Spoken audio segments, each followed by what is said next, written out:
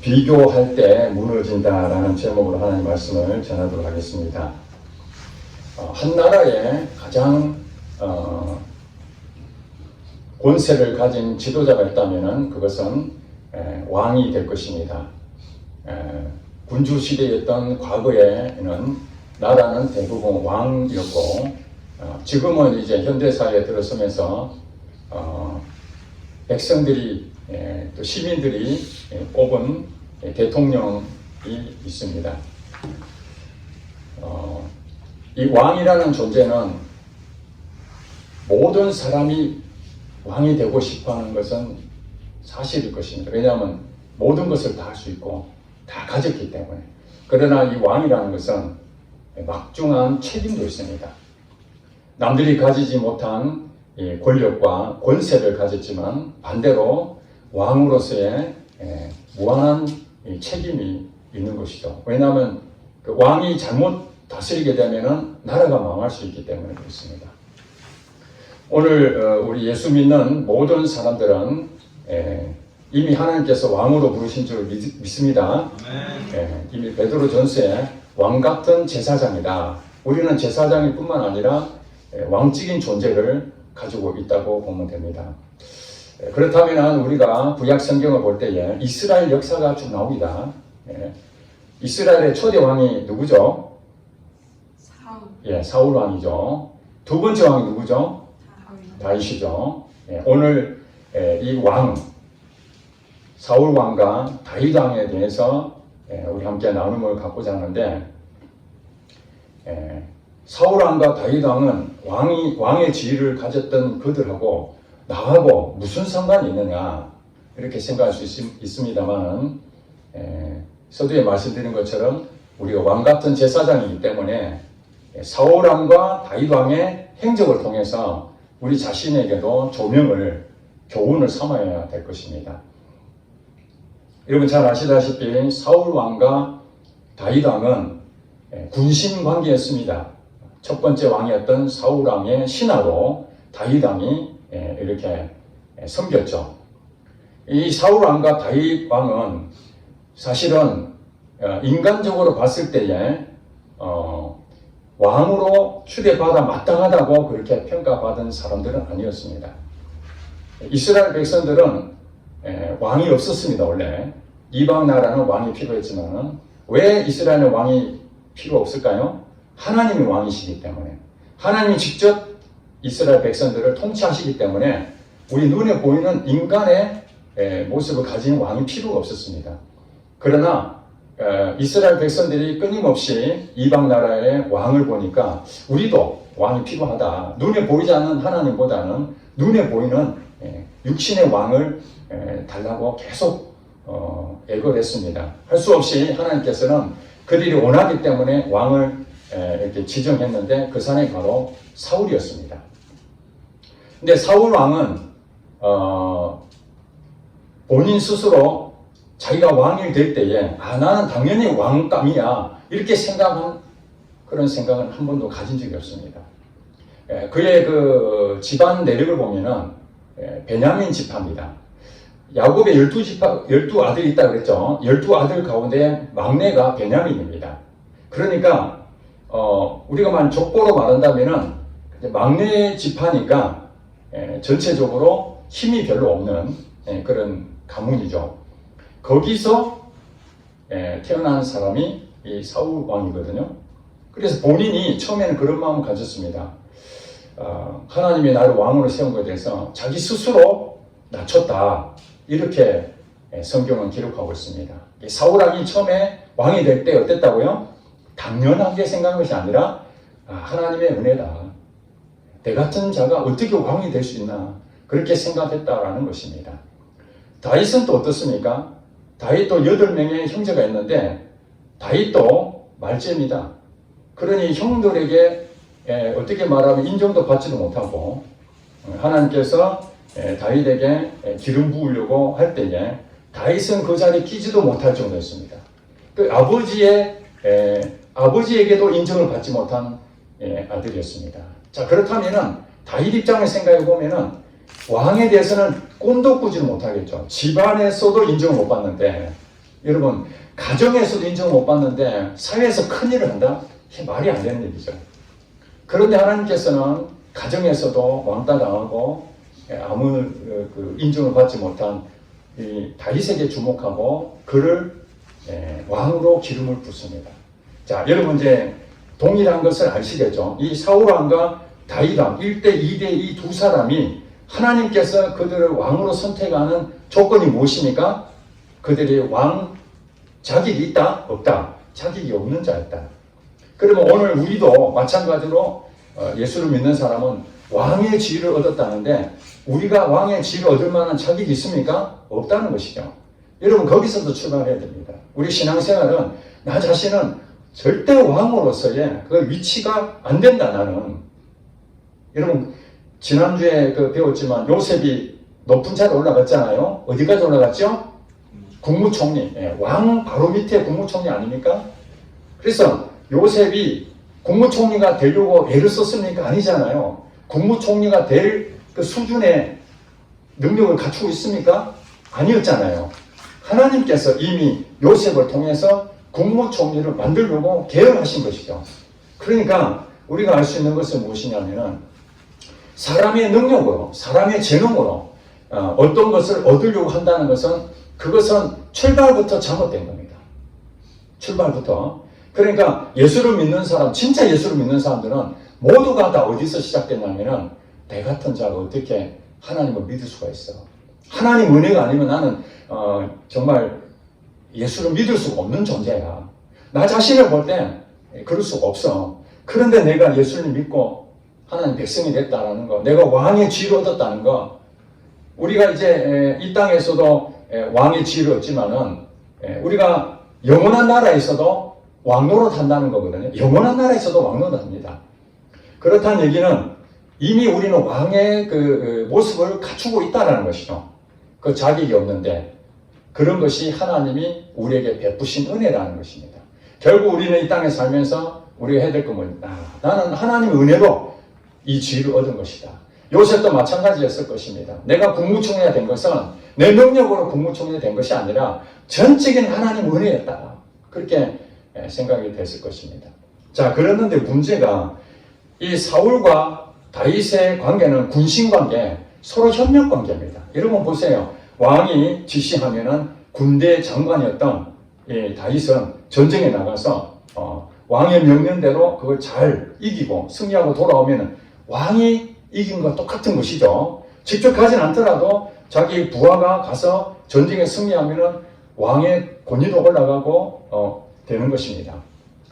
그런 관계가 사실은 정말 좋은 관계 아니겠습니까? 교회도 마찬가지입니다. 교회도 하나님께서 다 지위가 있지 않습니까? 직분들을 다 주셨는데 누가 높고 누가 낮은 게 아니에요. 그 위치에서 그 일을 하라는 것이죠. 그러면 서로가 협력하고 사랑하고 이러면은 우리 성도들 가운데 한 사람이 정말 간증거리가 있고 은혜를 받은 하나님의 영광 돌리면은 모두가 영광 돌리는 것이죠. 또 우리 성도들 가운데 한 사람이 아프면은 모두가 아픈 마음을 갖는 것이죠. 그래서 서로 협력하고 중보기도 해주고 이것이 공동체거든요. 자, 여러분 왕이 있는데 백성이 한 명도 없어요. 그러면 왕의 존재가 무슨 의미가 있겠습니까? 아무 의미가 없잖아요. 왕이 있다면 거기에 또 따르는 신하들이 있고 또 백성들이 있고 이렇게 서로 협력하는 그런 관계죠.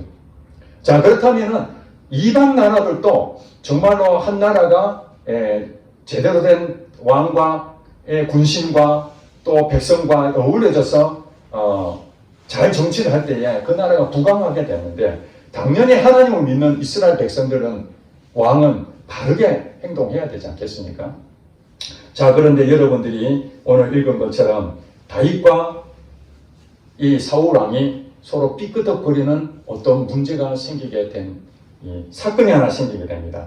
자, 5절 한번 볼게요. 다 같이 5절 18장 5절 다윗은 사울이 보내는 곳마다 가서 지혜롭게 행하며 사울이 그를 군대의 장으로 삼았더니 온 백성이 합당히 여겼고 사울의 신하들도 어떻게 여겼더라? 합당히 여겼더라. 다윗은 인정을 받은 거예요. 사울이 직접 전쟁에 나가지 않고 다윗을 군대의 장으로 세워서 전쟁하게 만듭니다.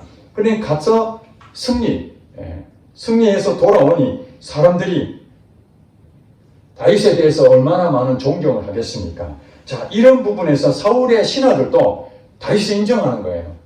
다윗을 인정하는 겁니다.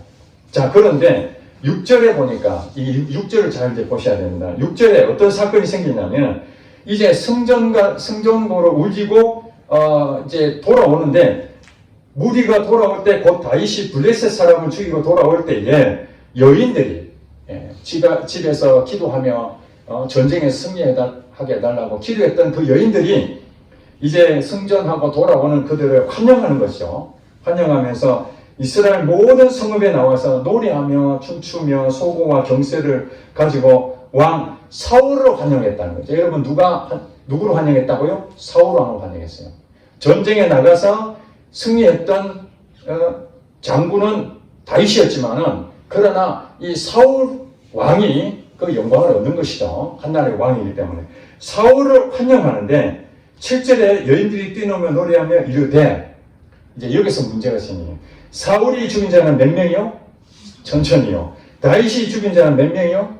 만만이다. 자, 이렇게 노래하면서 외친 것이 사울이 죽인 자는 천천히요 다윗은 만만이다 하는 부분에서 자, 누가 더 많이 사람을 죽였다는 것입니까? 다윗입니까? 사울입니까? 다윗이죠. 지금 왕을 높여주고 왕의 영광을 돌리는 그 자리에서 이 여인들이 사울이 죽인 자는 만만이요 다윗이 죽인 자는 천천히다 이러면 아무 문제가 없는데 순서를 바꿔서 사울이 죽인 자는 천천히요 다윗이 죽인 자는 만만이다 하는 그 말 자체에는 비교가 됐잖아요. 그죠? 사울과 다윗에 대한 그 부분에서 이 여인들이 불렀던 것들이 다윗을 더 칭찬하게 된 것입니다. 자, 여러분 가운데서도 여러분 직장생활 하잖아요. 같이 이제 일하는데 본인과 또 다른 사람하고 같은 부분의 성과에 대해서 발표를 하는데 여러분들에게는 칭찬을 조금 해주고 상대방한테는 칭찬을 더 많이 해줬어요. 자기가 볼 때는 그 사람보다 내가 훨씬 더 성과가 있고 더 많은 재능을 가지고 있는데 더 능력이 있는데 나보다는 저 사람을 더 높여줬을 때 나도 칭찬받은 것에 기분이 좋지만 상대방은 내보다 더 높여줬을 때 여러분 어떤 마음이 들겠습니까? 기분이 좋을까요? 나쁠까요? 기분이 좋다 하면은 여러분들은 제대로 믿는 사람이죠. 그렇죠? 그런데 기분이 싹 나빠지는 겁니다. 바로 이 사울이 그런 마음을 가진 거예요. 하나님께서 그가 낮은 그 스스로 낮은 위치에서 나는 왕 자격이 없다. 그렇게 해서 하나님께서 세워준 왕이었으면 얼마나 큰 은혜인데. 그리고 자기가 직접 가지도 않고 다윗이 패배한 것도 아니고 성전으로 올리고 돌아오는데 자기보다 그 부하가 더 높임을 받아도 자기가 더 높임을 줘도 시원찮을 마당에 여인들이 그런 말 하면은 물론 자기도 칭찬하지만은 다윗에 대해서 더 높여준 것에 대해서는 오히려 더 왕으로서 기분이 더 흐뭇하고 그렇다고 다윗이 왕이 된 건 아니니까 그런 생각을 가져야 되는데 8절에 보니까 이 말을 듣고 사울이 불쾌하게 생각했다. 불쾌하다. 그러면서 불쾌할 뿐만 아니라 심히 뭐했다고 성경을 해놨어요? 노했다. 분노한 겁니다. 성질이 난 겁니다. 성질이 난 거예요. 성질이 나면서 본인이 이렇게 말합니다. 다윗에게는 만만을 돌리고 내게는 천천만 돌려? 그렇다면 그가 더 얻을 것이 나라 말고 무엇이냐? 사울왕이 왕으로서는 최고 권위를 가지고 있는데 자기보다 더 칭찬을 받는 이 다윗이라면은 지금은 신하지만은 자기보다 더 큰 능력이 있으니 백성들로 하여금 그가 왕이 돼도 당연하다고 생각하지 않겠나. 영모를 일으킬 수도 있겠구나. 그런 생각까지 미쳤다는 것입니다. 그래서 그날 후로 사울이 다윗을 주목하였다. 이 주목했다라는 것은 그냥 저 친구가 잘 되나 못 되나 보자 이런 쪽이 아니라 기회를 엿보는 것이죠.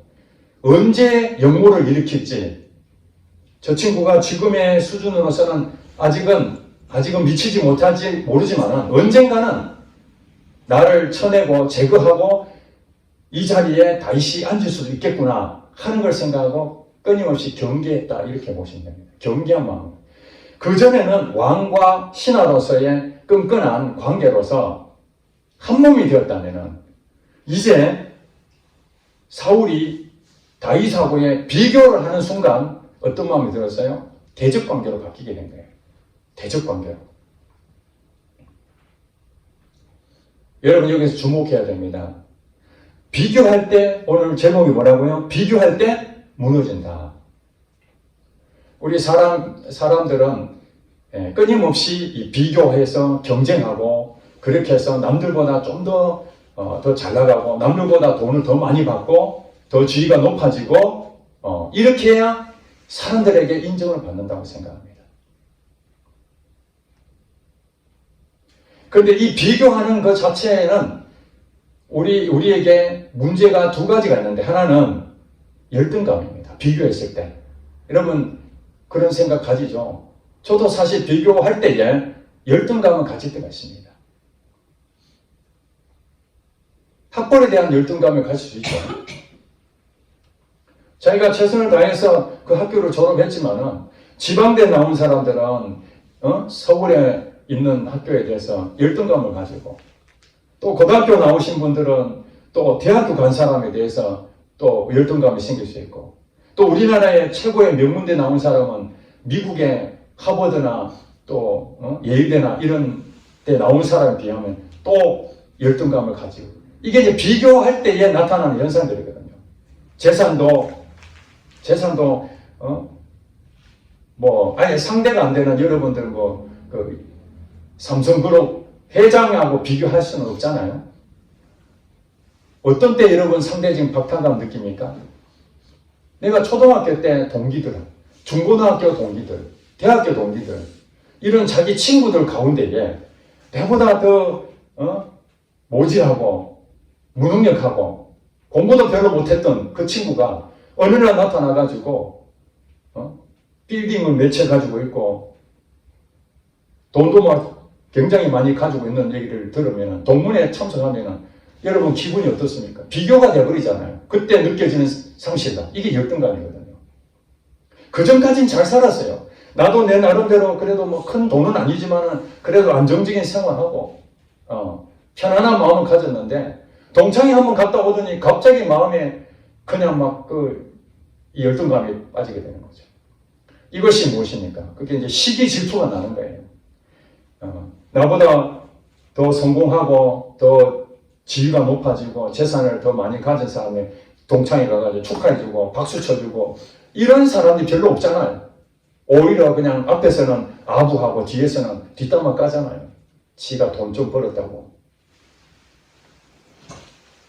학교 다닐 때는 공부도 제대로 못한 애가 이제 좀 사회에서 좀 알아줬다고 이러면서 온갖 비난도 하고 시기 질투가 막 난무하잖아요. 이게 어디서 시작합니까? 비교할 때 그 열등감에서 나타나는 현상들이 굉장히 많아요. 이것이 바로 사탄이 우리에게 공격하는 것입니다. 배후의 사탄이 비교하려고 하는 그 순간에 열등감으로 딱 우리를 묶어버립니다. 그 전에는 하나님 은혜로 감사하게 생각하고 없어도 기쁨이요.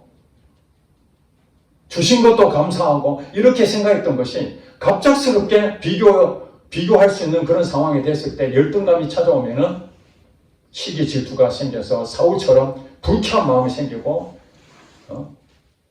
좋게 지냈던 사이가 나빠져 버리는 거죠. 이런 일이 우리에게 있게 되는 것이죠. 여러분 직장생활도 마찬가지입니다. 직장에 가서 말씀드린 것처럼 정말 그가 실적이 좋고 성과가 좀 잘 나고 그러면 박수도 쳐주고 이렇게 해야 되는데 그게 마음에 불편해진다면 생각을 해봐야 됩니다. 그 다음에 우리가 또 비교할 때 열등감을 가질 수도 있지만 또 반대로 우월감을 가질 수도 있습니다. 상대적으로 비교를 할 때에 그렇죠? 나보다 공부도 잘하고 재능도 많았고 저 친구는 정말로 성공할 수 있을 것이다 했는데 동창회 갔더니 쫄딱 망해가지고 단칸색 방에서 지금 살고 있고, 자녀들도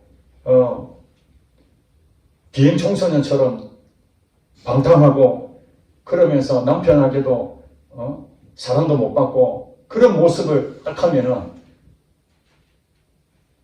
정말로 국민이 여기고 내 마음처럼 그렇게 생각하는 것이 아니라 왠지 모르게 고소한 마음도 생기고 우울감이 생기는 거죠. 상대적으로 그 친구를 볼 때에 내가 마치 성공한 것처럼 보이는 것이죠. 그럼 무시해버리는 거고 상대방에 대해 짓밟아버리고.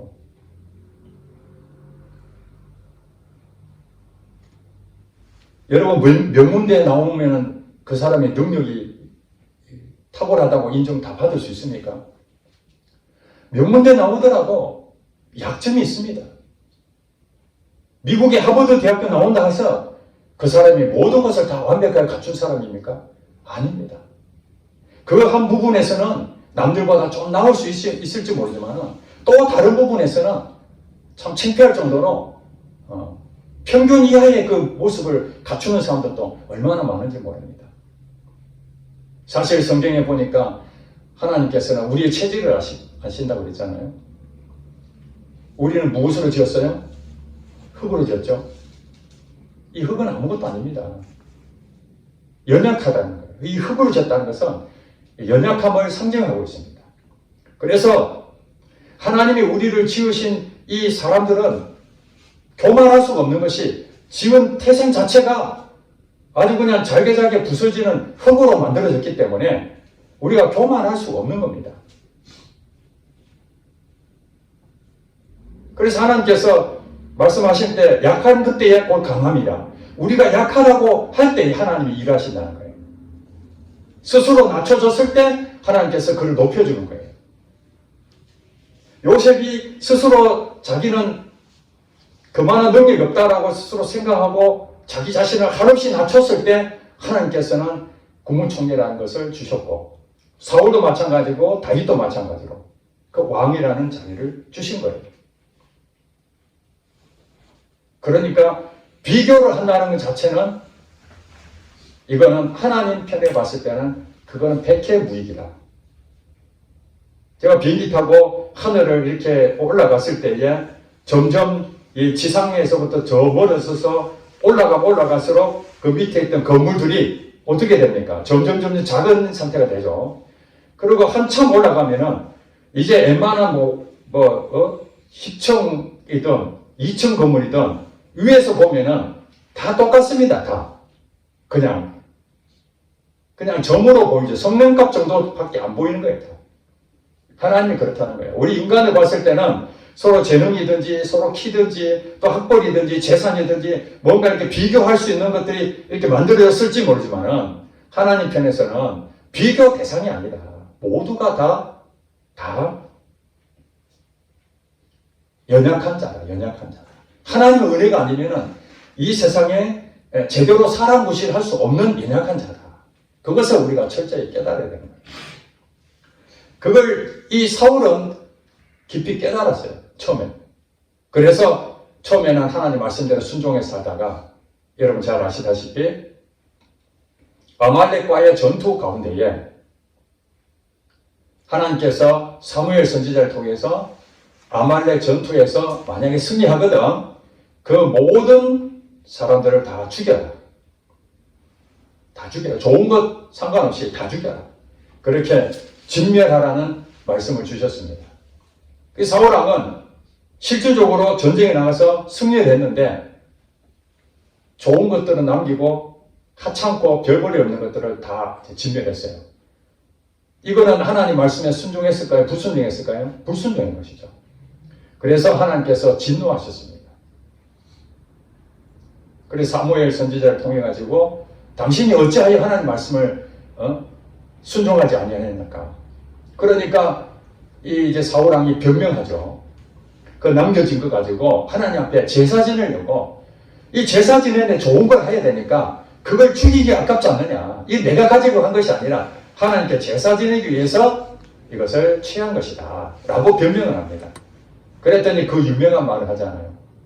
사무엘 선지자가 순종이 제사보다 낫다. 순종이 제사보다 낫다. 여러분 오늘 이렇게 예배 드리는 게 제사 지내는 거잖아요. 하나님 앞에 예배 드리는 것입니다. 정말 가까운 데서도 아니라 멀리서까지 이렇게 기차 타고 내려와서 예배 드리는데 얼마나 귀합니까? 그런데 여러분 이렇게 예배에 대해서 여러분들이 정말 마음을 다해서 예배 드리는데 하나님 말씀을 순종하지 아니한다면 순종이 제사보다 낫다 했으니 어느 걸 더 여러분 가치 있게 생각해야 되겠습니까? 순종을 더 생각해야 되는 것이죠. 그러니까 하나님 말씀이 여러분에게 딱 들어오면은 뭘 해야 됩니까? 이건 내 목숨 걸어야 된다 생각해요. 하나님 말씀이 내게 임하지 않을 때는 여러분 스스로 여러분 생각한 대로 그동안의 바른 가치관으로 여러분 살면 됩니다. 그런데 하나님께서 어느 날 여러분에게 말씀하시면은 그 말씀은 여러분이 반드시 해야 될 일입니다. 반드시. 그걸 지켜나갈 때에 하나님께 복을 주시는 거예요. 그러니까 사울은 그것이 실패가 되면서 결국 하나님이 왕으로서 폐위를 시켜버리고 2대 왕이었던 다윗을 왕으로 세우게 되죠. 여러분 사울 왕이 됐을 때는 하나님께서 기름 부어서 성령님이 사울 왕과 함께 하셨다고 했습니다. 자, 구약 성경과 신약 성경에 보면은 구약에는 성령님께서 이 사람들에게 역사하시고 능력을 행하시는데 사람 안에는 들어오지 아니하시고 외적으로 역사를 하셨습니다. 그렇기 때문에 그가 잘못하면은 죄를 범한다든지 잘못된 행동을 하면은 성령님은 언제든지 그 능력을 거두시고 떠나시기도 했습니다. 자, 신약에는 어떻게 됐습니까? 신약에는 성령님이 밖에서 뿐만 아니라 우리 안에도 들어오셨습니다. 그래서 우리 안에 들어오신 그 성령님은 우리 안에서 능력을 행하시고 역사하십니다. 아멘. 그렇지만은 우리가 죄를 짓는다 해서 성령님이 내 안에 계신 성령님이 떠나지는 않으십니다. 이미 내 안에 들어와 계셨기 때문에. 그러나 우리가 죄를 짓고 우리가 잘못한다 해서 성령님이 떠나지 않지만은 성령님이 어떠하시는가? 인격적인 하나님이시기 때문에 일을 안 하시는 겁니다. 능력을 행하시지 않습니다. 역사하지 않습니다. 그러면 여러분 떠나서 능력을 행하지 않는 거나 안에 계시지만은 역사하지 않는 거나 별 차이가 없는 것이죠. 그렇죠? 자, 그렇다면 이 사울왕은 하나님의 말씀을 어겨 불순종했을 때에 성령님이 떠나버렸습니다. 성령님이 떠나버렸습니다. 성령이 떠나니까 누가 왔냐면은 이 악한 영이 사울을 사로잡게 됩니다. 여기서 이제 우리가 중요한 것을 배울 수 있습니다. 성령이 충만하게 되면은 성령님이 나를 지배할 때는 사탄이 공격하려고 해도 눈치를 봐야 됩니다. 왜냐하면 내 안에 계신 성령님이 계시니까.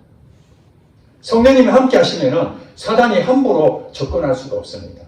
그러면 언제 기회를 보느냐? 내가 죄를 지을 때, 잘못된 행동을 할 때, 불순종할 때, 이럴 때에 성령님이 역사하지 않고 능력을 행하지 않게 되잖아요. 구약시대 때는 성령님이 떠나시지만 신약시대에서는 우리는 성령님이 떠나지 않지만은 우리 안에서 어떤 일을 할 수가 없는 거예요. 그때 사단이 우리 안에 들어와서 어떤 일을 하게 되느냐? 바로 인간의 본성이 나타나게 합니다. 인간의 본성. 인간의 본성이 오늘 사울왕처럼 비교하게 되는 거죠. 시기 질투가 나타나는 거예요. 욕심이 생기는 것입니다. 남을 비판합니다. 불평불만이 막 생깁니다. 이런 일들이 나타날 때 우리는 어떤 걸 생각하게 되는가? 그것은 바로 마귀가 우리를 부추겨서 나타나는 행동들입니다. 이미 마음이 무너져 있는 거예요. 그러니까 우리는 끊임없이 낮은 마음을 가져야 되는 것이죠. 낮은 마음. 예수님이 우리에게 말씀하십니다. 내게로 와서 배워라. 나는 온유하고 겸손하니. 예수님 마음이 온유하고 겸손하니까 예수님의 마음을 우리가 가져야 됩니다. 온유하고 겸손한 마음. 그러니까 겸손하다는 것은 성령님이 나를 통제할 때, 성령님이 나를 다스릴 때 그때 겸손해질 수 있는 거예요. 여러분 사울왕도 처음부터 교만한 게 아닙니다. 겸손한 자였어요. 그랬는데 어떤 마음이 생겼습니까? 점점 이제 세력이 확대되죠. 다윗이 가면은 전쟁에 이기니까 그 공은 전부 다 사울이 다 가져가잖아요. 그러니까 이제 나라도 점점 부강해지고 이름도 높아지니까 사울이 생각했을 때 그 초심을 잃어버린 거예요.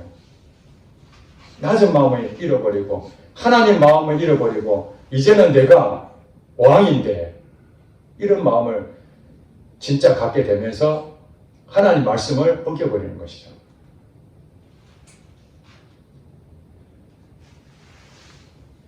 결국 성령님이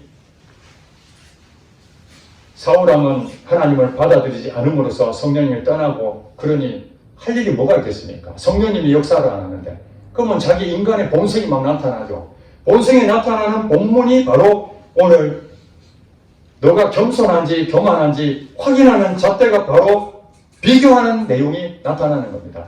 여러분 삶 가운데에 직장 생활하는 거나 또 친구들이나 이랬을 때에 여러분들이 비교할 대상이 없으면 아무 문제가 없는데 어느 날 여러분에게 오늘 사울왕의 그런 비교할 수 있는 여건이 생기는 날이 올 겁니다. 언제인지 모르지만 친구들을 만나든지 아니면 직장 동료 가운데 그분이 박수 받을 만한 일이 생긴다든지 나는 인정을 못 받고 상대방의 연봉을 더 많이 준다든지 이런 일들이 여러 번 생겼을 때에 그때 여러분들은 어떤 부분으로 나타나느냐?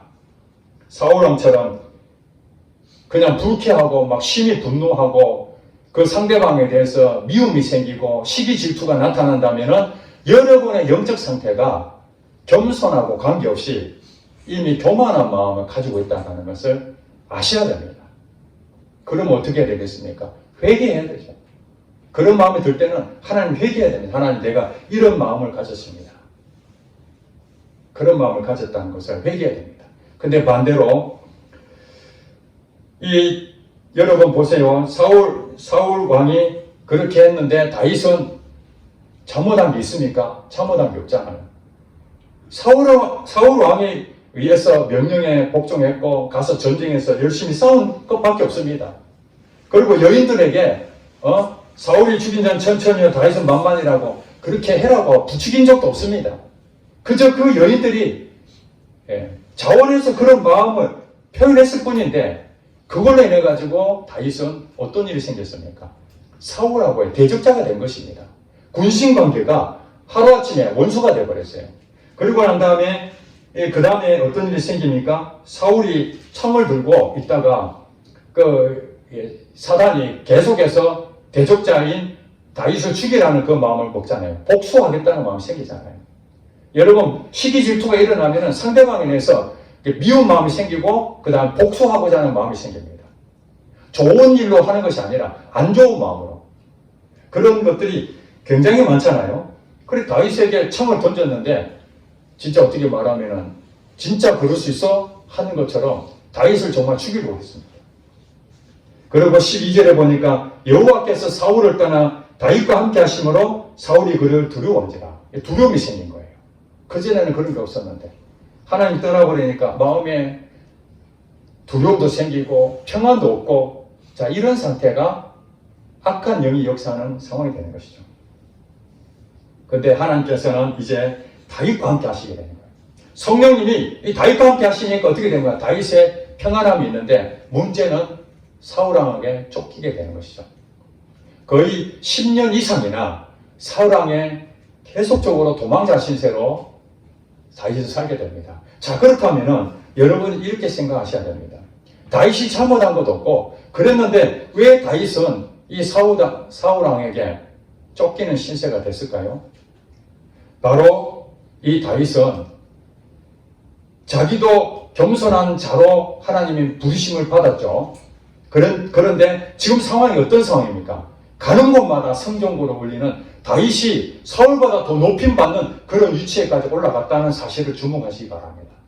이때가 바로 위험할 때입니다. 사울은 시기 질투하는 비교로서의 잘못된 그 부분이 됐다면 다윗에게는 차라리 패배를 하고 자기 능력이 무능력하다는 것이 깨달아지면은 하나님밖에 없는데, 과거에 아버지한테도 인정 못 받고 형제들한테 인정 못 받았을 때 그때는 교만한 마음이 없었는데, 이제 승승장구해서 사울왕에게도 인정받고 백성들도 인정받고 신하들도 인정받고, 진짜 어떻게 말하면은 최고로 가진 것이잖아. 최고로 가신. 그럴 때에 다윗이야말로 교만할 수밖에 없는, 스스로 높아질 수밖에 없는 그런 환경이 온 거예요. 지금 사실은 딱 이때 하나님께서는 그를 낮추셔야 되는 시간이 필요한 거예요. 다윗이 그때 돼가지고 나는 항상 낮은 자리로 살아야 되겠다 이런 생각을 했겠죠. 우리 인간이라면, 하나님 믿는 사람은 당연히 그런 생각 하잖아요. 여러분 안 그렇습니까? 여러분 하나님 주시는 재물을 가지고 그 재물 내 것이라 생각 안 하고 어려서 많이 도와주고자 하는 마음 왜 없겠어요? 여러분 지위가 높아지면 높아진 만큼 하나님께 더 영광 돌리고 싶은 마음 왜 없겠습니까? 마음은 그렇지만은 실제로 그런 일이 생기면요, 그 자리에서 겸손하기가 굉장히 어렵습니다. 그래서 하나님은 그를 낮춰야 되기 때문에 그 겸손한 마음은 머리로서 경험하는 것이 아니라 실질적으로 그런 상황이 왔을 때에, 그런 상황이 왔을 때 딱 겸손한 마음이 나타나는 그 수준까지 이르려면은 이 훈련이 필요한 거예요. 그래서 광야가 있어야 되고, 요셉도 국무총리 바로 안 됐잖아요. 형들한테 미움, 형들하고 비교를 당했잖아요. 아버지에게 사랑을 받으니까 그 형들은 어떻습니까? 성령이 충만하지 않으니까 사탄이 역사를 해가지고 동생을 그냥 죽여버리자.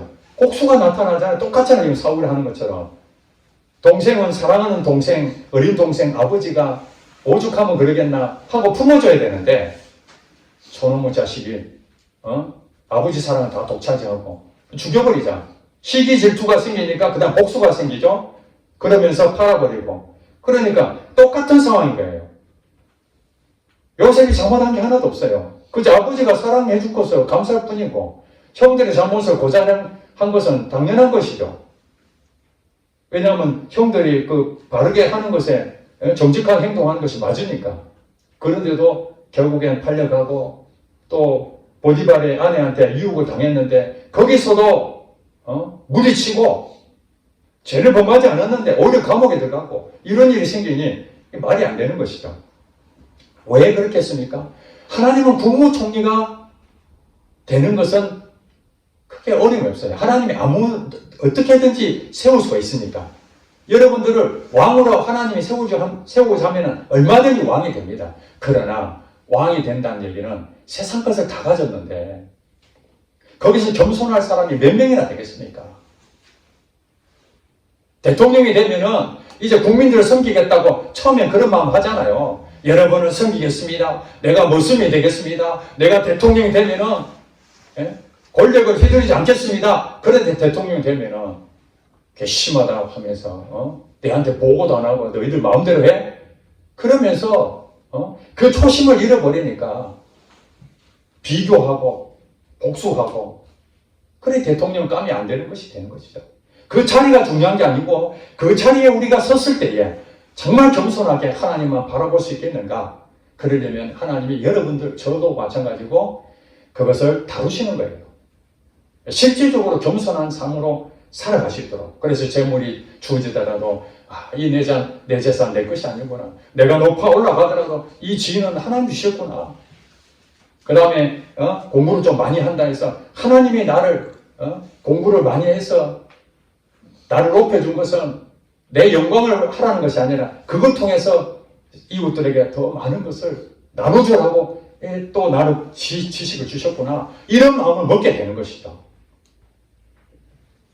그래서 이 사울왕은 비교를 통해서 본인이 하나님이 떠나버리니까 인간의 본성으로 시기 질투하고 복수하고 이런 것이 적나라하게 나타나는 이런 모습, 이게 인간이라면 당연히 나타나는 거지만은 예수 믿는 사람이라면 이렇게 나타난다면 어떻다는 거예요? 지금 현 상태가 성령님이 역사하지 않는, 성령님이 통치하지 못하고 그런 상태다.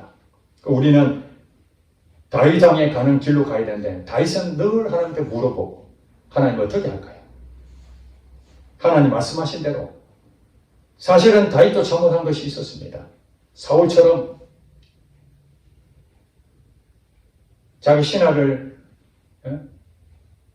살인하게 할 수 있는 그런 여건을 만들고 신하의 부인도 범하는 진짜 파렴치한 짓을 했지만은 그럼에도 하나님께서는 이 다윗을 왜 내 마음에 합한 자로 했을까요? 인간의 부족하고 연약함은 있지만은 그래도 하나님 말씀이라면은 하나님 말씀을 최우선으로 삼고 그 말씀에 순종해 왔기 때문에 이는 내 마음에 합한 자다. 그리고 겸손한 마음을 끝까지 유지했던 그 다윗. 그 다윗이 이스라엘의 별로서 별 하나가 있거든요. 이스라엘 그 국기에 보면 별이 하나 있습니다. 그 별이 다윗입니다. 다윗을 상징하고 있거든요. 우리나라는 세종대왕을 가장 존경하는 왕으로 생각한다면 이스라엘은 다윗을 가장 존경하는 왕으로 생각하고 있습니다. 그러면 그 다윗이 한평생 살면서 어려움이 없었습니까? 얼마나 많은 어려움이 있었습니까? 그 어려움 가운데 쓴 시편이 150편 가운데 우리에게 가르쳐준 것이 무엇입니까? 그가 승승장구했고 높아졌던 그걸 썼습니까? 아니면 정말 힘들었을 때에 주님과 함께하고 자기의 그 마음을 낮춰준 그 모습을 기록함으로써 끊임없이 주님과 함께했던 그 믿음의 여정, 이것이 우리에게 필요하다는 것입니다. 하나님께서는 이미 우리를 왕으로 세우셨습니다. 다윗과 사울처럼 왕으로 세웠는데 처음에 주셨던 그 나를 작게 여기고 낮추고 했던 그 마음, 주님 앞에 갈 때까지 우리는 그 마음 유지해야 되는데 이건 머리로서만 유지한다고 되는 것이 아니라 끊임없이 어려움을 통해서 또 비교할 수밖에 없는 그런 환경에서도 주님과 동행하며 성령의 충만함을, 그래서 우리가 기도하는 것이 뭐예요? 성령 충만함을 끊임없이 주님과 교제하면서 그 관계를 유지해야만 하나님의 말씀대로 순종하며 살 수 있지 않습니까? 우리가 기도를 놓쳐버리고 말씀을 대하지 않으면 사울왕처럼 되어버립니다. 인간의 본성이 나타나게 됩니다. 성령이 역사하지 않으면 인간의 본성을 살 수밖에 없는 거예요. 그렇다면 오늘 우리에게 주시는 말씀은 무엇입니까? 매일매일 정말 주님과 동행하며 주님이 주신 그 말씀대로 순종하며 살기 위해서는 기도하고 말씀을 가까이 하고 그런 과정에서 성령님과 더 그런 교제하다 보면 여러분 그 가운데에 겸손하지 말아 해도 겸손의 자리로 계속 여러분들 하나님께서 인도해 가실 것입니다. 그 사람이 왕이 됐을 때에 진정한 사람들에게 영광이 되고 하나님께 영광이 되죠. 오늘 사울이 죽인 자는 천천히요 다윗은 만만이로다, 이 소리 들어도 그것을 우월감을 갖지 아니하고 또 열등감으로 갖지 아니하고 비교하지 아니하고 박수 쳐주고 그런 성도가 될 줄로 믿습니다. 기도하겠습니다.